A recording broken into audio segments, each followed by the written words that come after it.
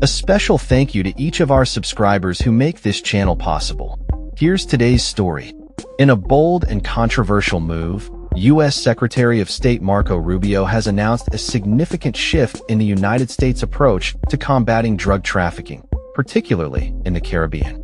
Speaking at a news conference in Mexico City, Rubio stated that military attacks on boats suspected of carrying drugs will become a recurring strategy. This declaration follows a U.S. airstrike on a vessel believed to be involved in drug trafficking, which resulted in the deaths of all 11 individuals aboard.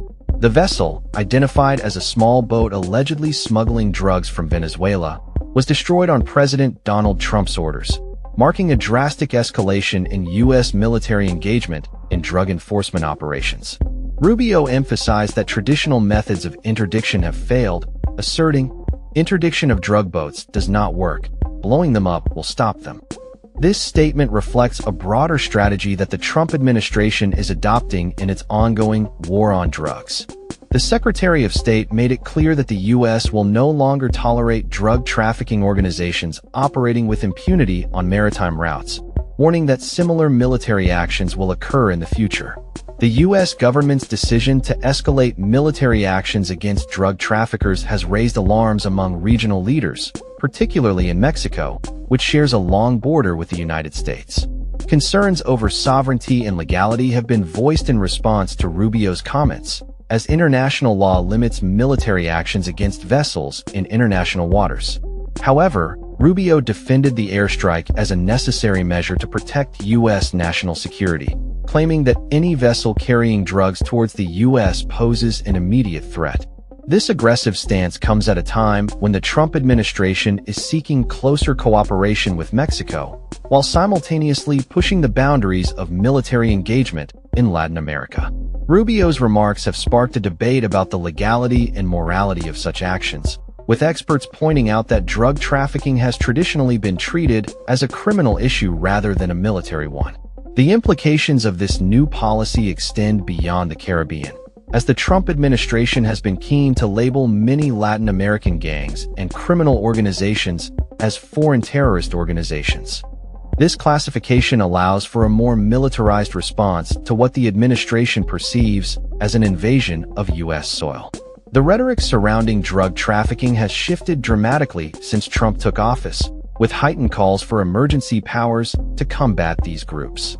During his visit to Mexico, Rubio attempted to reassure Mexican officials about U.S. intentions, emphasizing the importance of sovereignty and territorial integrity. Mexican President Claudia Sheinbaum has been vocal in her commitment to working collaboratively with the U.S. on security matters, but she has also sought to mitigate fears of unilateral military action by the Trump administration. Despite the diplomatic overtures, the tension remains palpable. Al Jazeera correspondent John Holman noted that while Rubio's visit aimed to ease tensions, the underlying threat of U.S. military intervention looms large.